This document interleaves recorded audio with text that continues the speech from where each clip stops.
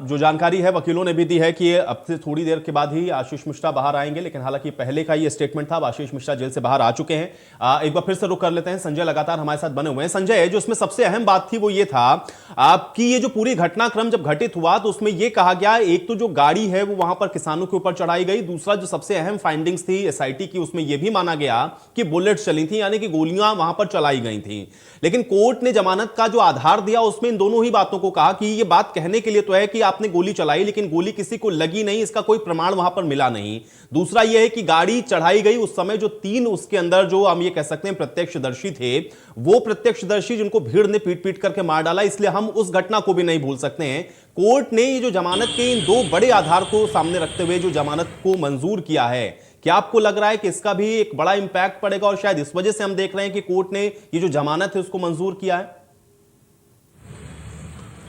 निश्चित तौर पे आज देखिए, मैं आपको बता दूं कि जिस तरीके से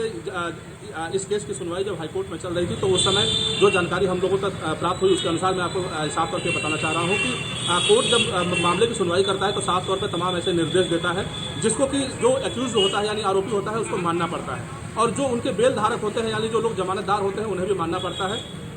तो कुल मिलाकर के जिस तरीके से आशीष मिश्रा पर जो गंभीर आरोप लगे थे कि उन्होंने 4 किसानों को कुचल कर मार डाला है, उसके बाद से वहां पे प्रत्यारोपी जिस तरीके से किसानों ने अपने आप में आकर के उग्र होकर के और उन्होंने वहां पे हाथापाई की थी, उसका भी वहां पे जिक्र हुआ। तो कोर्ट का साफ तौर पर यह कहना था कि हम जमानत उसी तौर पर दे सकते हैं जब ये हमारी बातों को लगातार मानते रहें और आने वाले समय में ये लगातार पुलिस का ये सहयोग करते रहें, और कोर्ट में जब भी ट्रायल हो, जब भी कोर्ट में इस मामले की सुनवाई हो, तब ये उपस्थित रहे। इस बेस पे इनको हम जमानत दे सकते हैं, लिहाजा उसी बेस पे इनको जमानत दिया गया है। लेकिन सबसे बड़ी बात यह है कि लोगों को ये शायद अभी उम्मीद नहीं था, लेकिन कि शायद 4 मर्डर के बाद यानी 4 हत्याओं का आरोपी इतना जल्दी मात्र 134 दिन में रिहा हो जाएगा। अब तरह तरह के लोग बातें कह रहे हैं, तरह तरह की जो चर्चाएं हैं वो इस क्षेत्र में हो रही हैं। राकेश टिकैत आज यहाँ लखीमपुर में आए हुए हैं, उन्होंने भी ये साफ तौर पर कहा कि पीड़ित परिजनों को न्याय नहीं मिला है, अभी भी आशीष मिश्रा को जेल में रहना चाहिए था। इस तरह की तमाम बातें अब जो निकल करके सामने आ रही हैं, देखना यह होगा कि अब किस तरीके से। लेकिन क्या संजय, हम ये मान के चलें कि अभी इस पर अभी जो राजनीति है वो अब दरअसल और गर्माती हुई दिखेगी, क्योंकि एक तो हम लोग ये भी देखेंगे कि अभी चौथे फेज तक आते आते चुनाव भी लखीमपुर के और उस बेल्ट के अंदर होने हैं। दूसरा ये भी है चूंकि राकेश टिकैत लगातार वहां पर जो है, अब हम ये कह रहे हैं कि दिख रहे हैं, हमको नजर आते हैं, कभी प्रेस कॉन्फ्रेंस करते हैं, कभी लोगों के साथ जाकर के मिलते हैं। तो क्या ये मान के हम चलें कि अब ये धीरे धीरे मामला और गरमाएगा और ये पॉलिटिसाइज होगा अभी आगे आने वाले समय में?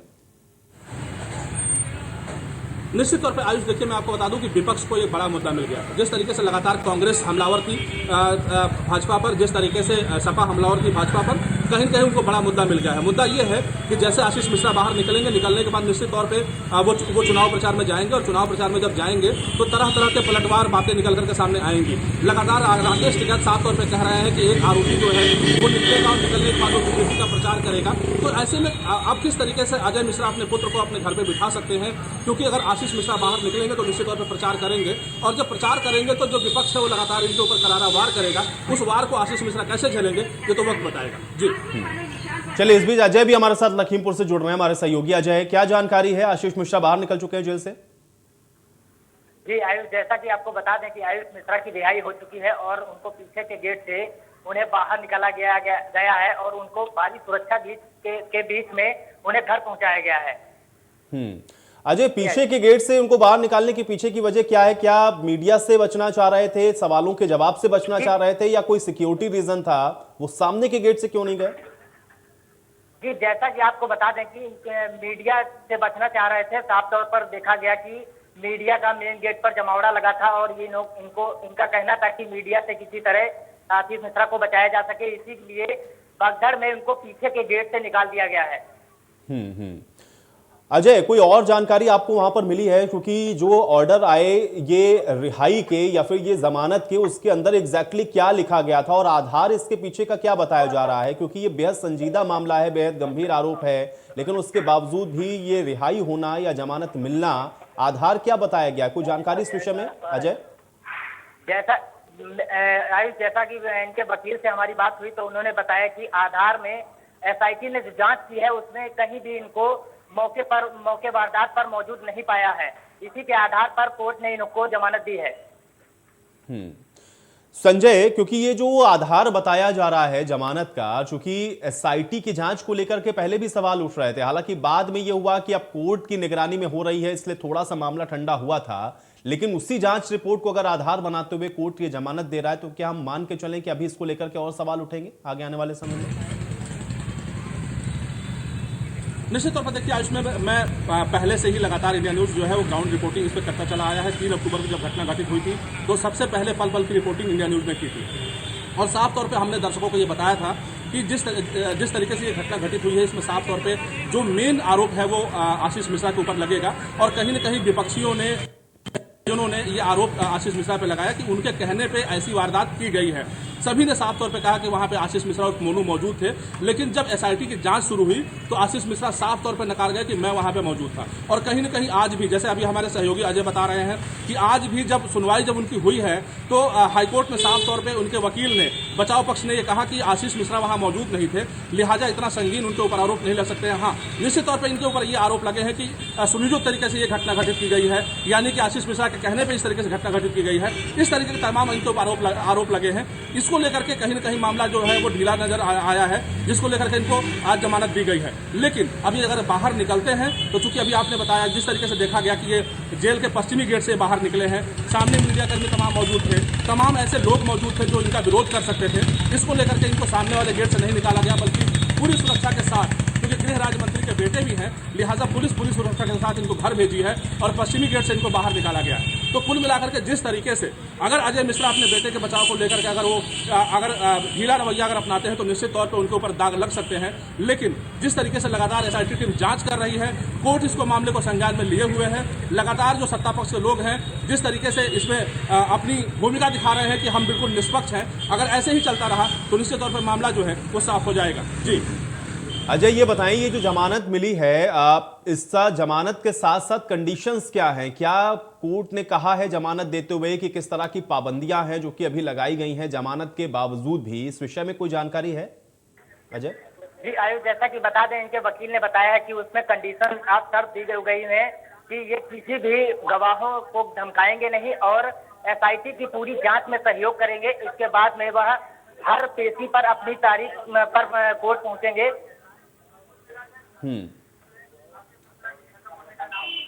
इसके अलावा एक और बड़ी महत्वपूर्ण चीज है अजय, ये भी थोड़ा सा समझाएं, क्योंकि आज हम लोग ये भी देख रहे थे राकेश टिकैत की भी मौजूदगी थी। राकेश टिकैत लगातार चूंकि इस विषय को लेकर के कई सवाल उठाते रहे हैं, इसके पहले भी उन्होंने कई प्रेस कॉन्फ्रेंस की हैं, कानपुर में भी उन्होंने एक प्रेस कॉन्फ्रेंस इसी को लेकर के की थी, और अभी वो लखीमपुर वाला जो इलाका है उसमें चुनाव यानी कि वोटिंग होना भी बाकी है। क्या इसको लेकर के वहां पर आपको जो राजनीति है वो गर्माती हुई दिख रही है? और राकेश टिकैत या फिर किसानों की तरफ से कोई इसको लेकर के स्टेटमेंट दिया गया हो, अगर उस विषय में कोई जानकारी तो उसको भी अपडेट करें।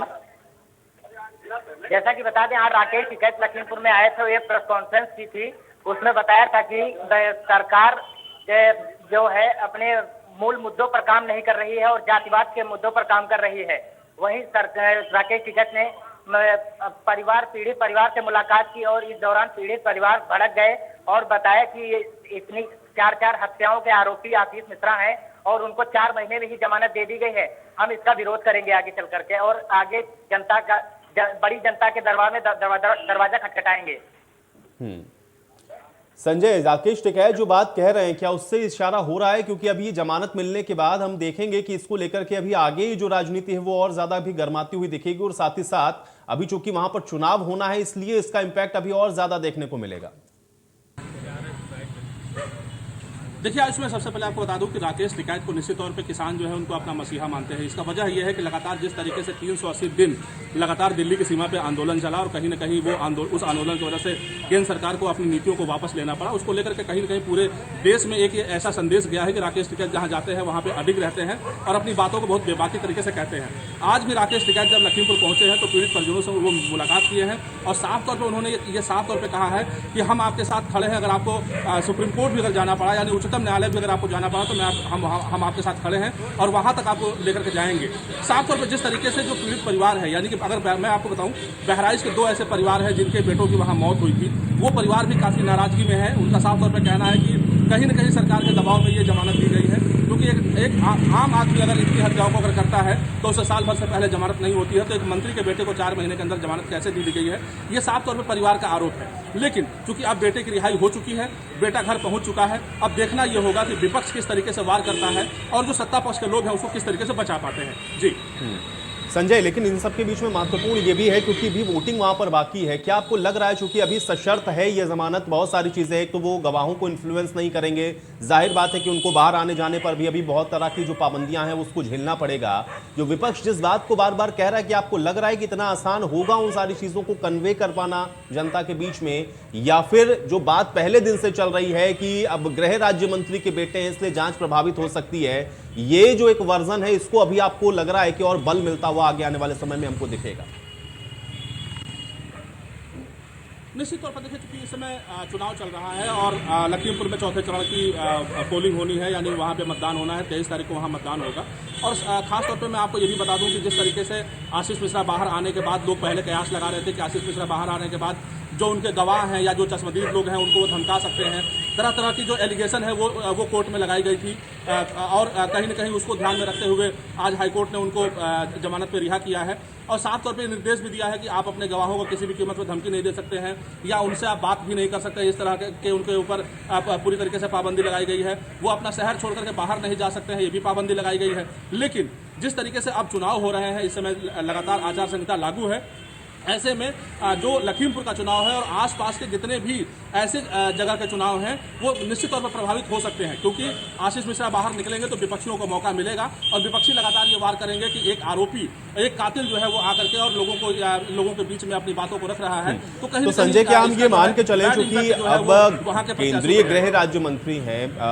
अजय मिश्रा और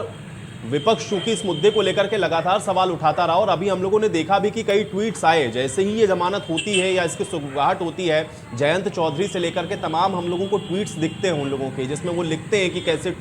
जमानत मिल जा रही है, यानी कि व्यवस्था को लेकर के सवाल उठने शुरू हो गए हैं। अभी आपको लग रहा है कि अब जो कैंपेनिंग चुनाव की हो रही है, अगर विपक्षी ये कह भी रहे हैं कि भारतीय जनता पार्टी इसका कहीं माइलेज लेने की कोशिश कर रही, तो दरअसल फायदा ज्यादा तो विपक्ष को होता हुआ दिख रहा है, क्योंकि वो जो मैसेज कन्वे करने की कोशिश कर रहे हैं जनता के बीच में कि सत्ता के दबाव में दरअसल ये जो पूरा केस है उसको इस तरह से कर दिया गया कि जमानत मिल गई आरोपी को। क्या आपको लग रहा है कि ये कहीं बैकफायर करेगा या फिर भारतीय जनता पार्टी के लिए एक बड़ी चुनौती हो जाएगी उस इलाके के अंदर? देखिए, मैं आपको बताऊं कि जब से ये घटना घटित हुई है, लगातार बीजेपी सरकार के लिए यानी उत्तर प्रदेश सरकार के लिए बड़ी चुनौती रही है। जिस तरीके से लगातार बड़े बड़े आरोप जो है वो सत्ता पक्ष पे लगातार लगते रहे हैं, मुख्यमंत्री पे लगते रहे हैं, कहीं न कहीं मुख्यमंत्री ने इन सभी आरोपों को उन्होंने फेस किया है और चुनौती के रूप में स्वीकार किया है। यही वजह रहा है कि पूरी जांच जो है निष्पक्षता से हुई है और निष्पक्षता से होने के बाद आशीष मिश्रा जो है वो जेल गए हैं, इनके तमाम साथी भी जेल गए हैं। अब रही बात जिस तरीके से लगातार इस समय प्रचार चल रहा है, इस समय चुनाव प्रचार में तमाम विपक्षी पार्टियां उतरी हुई हैं, तो आशीष मिश्रा के बाहर आने के बाद विपक्ष को सबसे बड़ा जो मुद्दा मिलेगा वो ये मुद्दा मिलेगा कि एक आरोपी मात्र 3 महीने जेल में रह करके और बाहर आता है, जो कि 4 हत्याओं का मुजरिम कहा जाता है। तो ये कहीं न कहीं एक जनता के अंदर जरूर ये मैसेज जाएगा और ये कहीं न कहीं जो सत्ता पक्ष के लोग हैं उनके लिए ये घाटे का सौदा साबित होगा, क्योंकि लोग ये सोचते थे कि शायद हो सकता है कि चुनाव के बाद आशीष मिश्रा बाहर आएंगे, लेकिन अभी चूंकि चुनाव अभी लखीमपुर के चुनाव नहीं हुए हैं, आसपास के जनपदों के चुनाव नहीं हुए हैं, ऐसे में आशीष मिश्रा का बाहर आना निश्चित तौर पर विपक्षियों को फायदा तो जरूर कराएगा और सत्ता पक्ष का घाटा करा सकता है। जी अजय, एक जो सबसे महत्वपूर्ण बात इसमें यह है कि वो गवाहों को डराएंगे नहीं, किसी भी जांच को प्रभावित नहीं करेंगे। ये इंश्योर कैसे होगा, इसकी जिम्मेदारी कैसे होगी कि अगर बाहर आ जा रहा है आशीष मिश्रा तो फिर वो गवाहों को नहीं डराएंगे या फिर वो किसी भी चीज को प्रभावित नहीं करेंगे, ये इंश्योर कैसे होगा? ये इनके वकील का कहना है कि ये कहीं ना कहीं इनकी जिम्मेदारी होगी और ये जांच को कहीं भी प्रभावित नहीं करेंगे और कहीं की भी किसी भी गवाह को डराएं या धमकाएंगे नहीं। ये साफ तौर पर उसमें लिखा गया है कि इनको किसी भी तरीके से एसआईटी की जांच में कोताही नहीं बरतनी कुछ चाहिए होगी। अजय, अभी इसको लेकर के लखीमपुर के अंदर जो राजनीतिक माहौल है वो किस प्रकार से आपको देखने को मिल रहा है, इसको अपडेट करें। देखिए, राजनीतिक माहौल कहीं ना कहीं तो गरमाया हुआ है और विपक्ष इस पर हमलावर है, जब वहीं सपा और कांग्रेस इस पर कड़ी निंदा कर रही है। वहीं प्रियंका गांधी भी इस बात को लेकर कहीं ना कहीं पर ट्वीट करती रहती हैं और वो अपने तो भाषण में भी अजय मिश्रा टेनी के बेटे का जिक्र करती रहती है और कहीं ना कहीं यह लखीमपुर की राजनीति जो 8 सीटें विधानसभा है वो कहीं ना कहीं प्रभावित जरूर दिखाई पड़ेंगी। संजय, क्या ये एक बड़ी चुनौती नहीं होगी कम से कम प्रशासन के सामने भी ये होगा, क्योंकि कह तो दिया आपने, जमानत दे भी दी, कोर्ट ने आधार भी बना दिया, जो एसआईटी की रिपोर्ट्स थी उसको फाइंडिंग्स में अपने ध्यान में रखते हुए ये बताया भी कोर्ट ने कि हमको आधार क्या बना रहे हैं और क्यों जमानत दे रहे हैं, लेकिन आरोपी का बाहर आना, गवाहों को नहीं डराना या किसी चीज को प्रभावित ना करना, ये कैसे इंश्योर होगा? क्या आपको लग रहा है कि ये एक बड़ा चैलेंज है और बड़ी चुनौती है और इसीलिए इसको लेकर क्या विपक्ष बहुत हमलावर होने वाला है?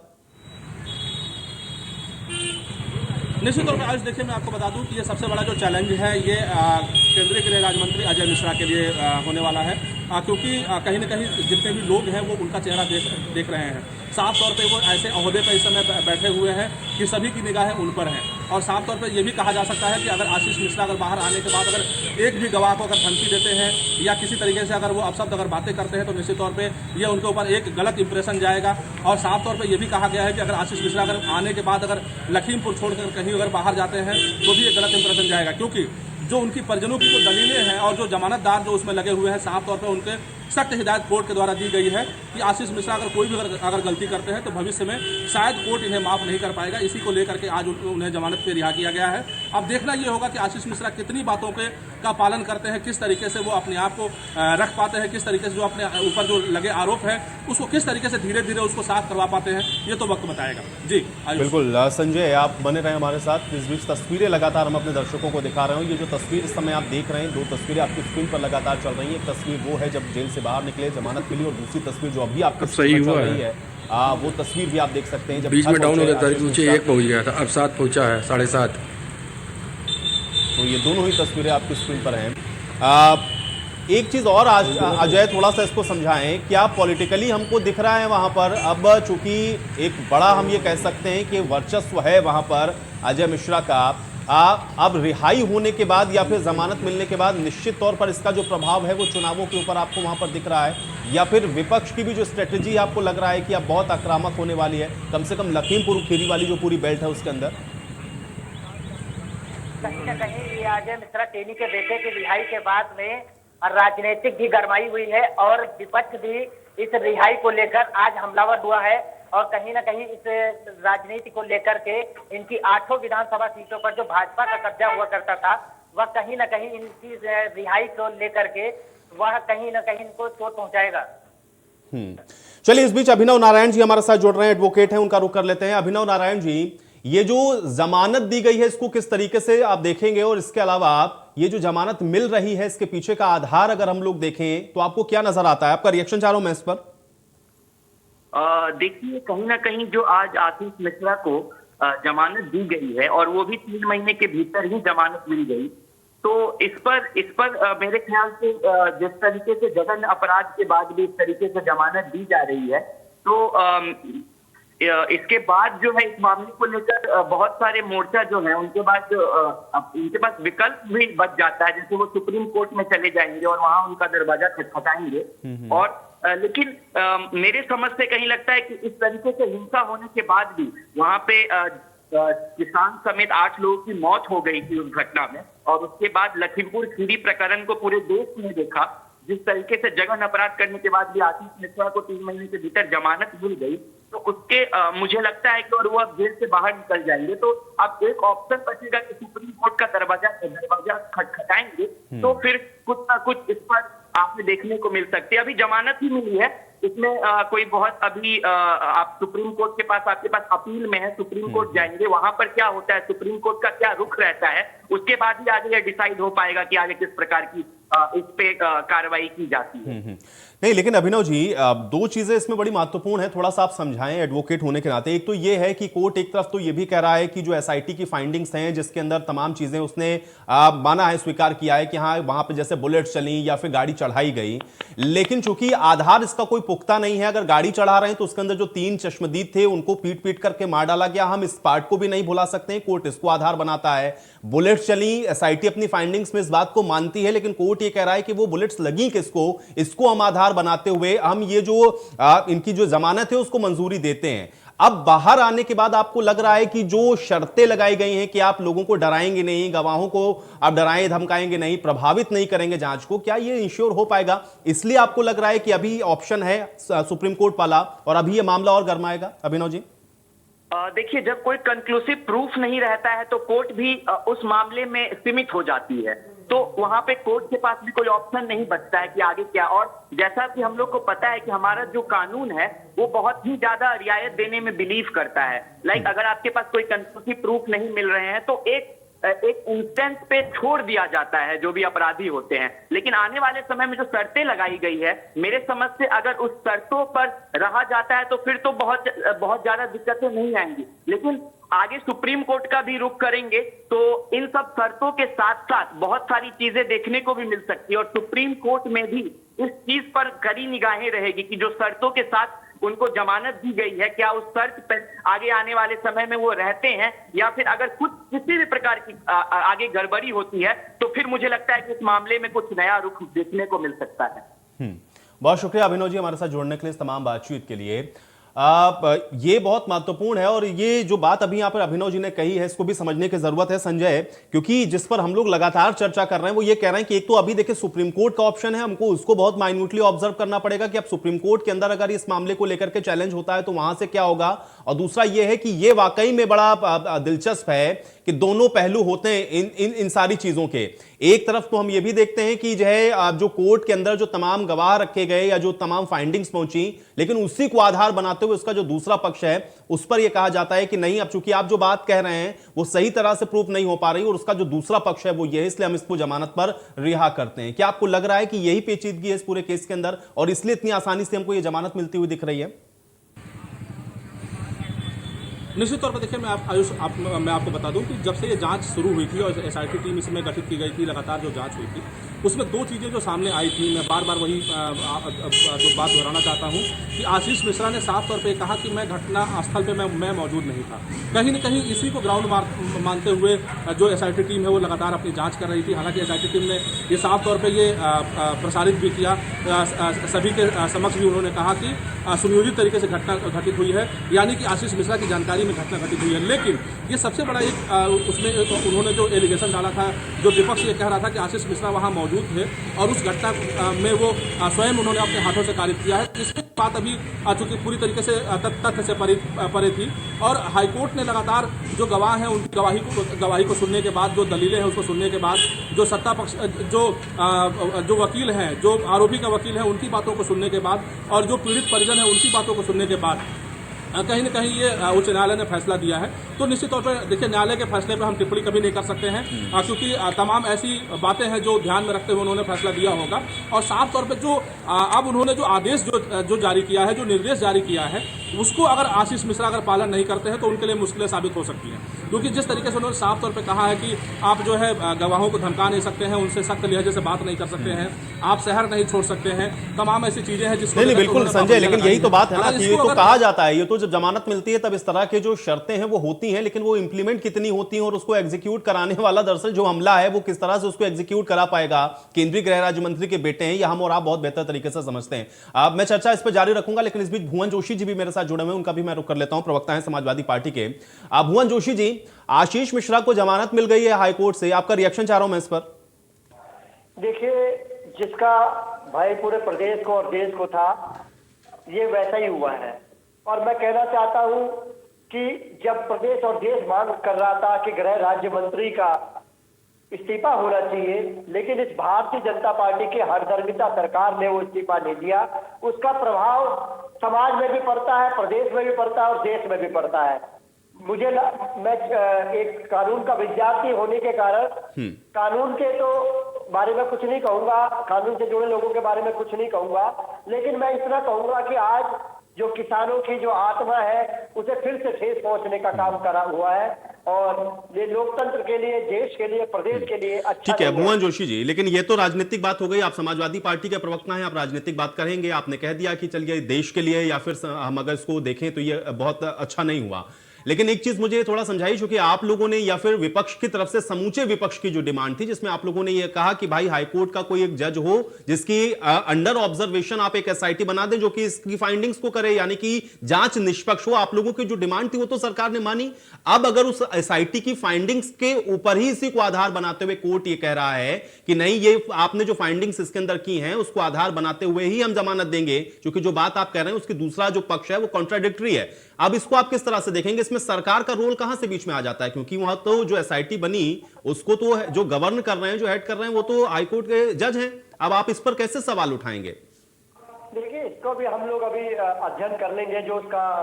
फैसला आया है उसमें क्या क्या बातें हैं उसका अध्ययन करके आगे की रणनीति बताएंगे। लेकिन मैं इसको देश और प्रदेश का दुर्भाग्य मानता हूं। और उन किसानों की जो शहादत हुई है, वो 4 लोग जो मारे गए, उन लोगों की आत्मा आज कहीं ना कहीं देख रही होगी इन लोगों को, इनके लोगों के रवैये को देख रही होगी, और उन पे आत्मा कहीं ना कहीं आज ठेस पहुंची है। चलिए भुवन जी, बहुत शुक्रिया हमारे साथ जुड़ने के लिए। और इसके अलावा संजय आपका भी शुक्रिया, जय आपका भी शुक्रिया। हालांकि एक बहुत बड़ी खबर है और जिस तरह से जमानत मिली है, जाहिर बात है कि इसको लेकर के अब आगे जो राजनीति है वो आपको और गर्माती हुई दिखेगी, क्योंकि उत्तर प्रदेश में अभी चुनाव चल रहे हैं और अजय मिश्रा और आशीष मिश्रा दोनों को लेकर के विपक्ष लगातार बेहद आक्रामक रहा है। अब देखना यह है कि इस पर आगे विपक्ष का रुख क्या रहता है। एक छोटे से ब्रेक के लिए यहां पर रुकते हैं, फौरन वापस आएंगे।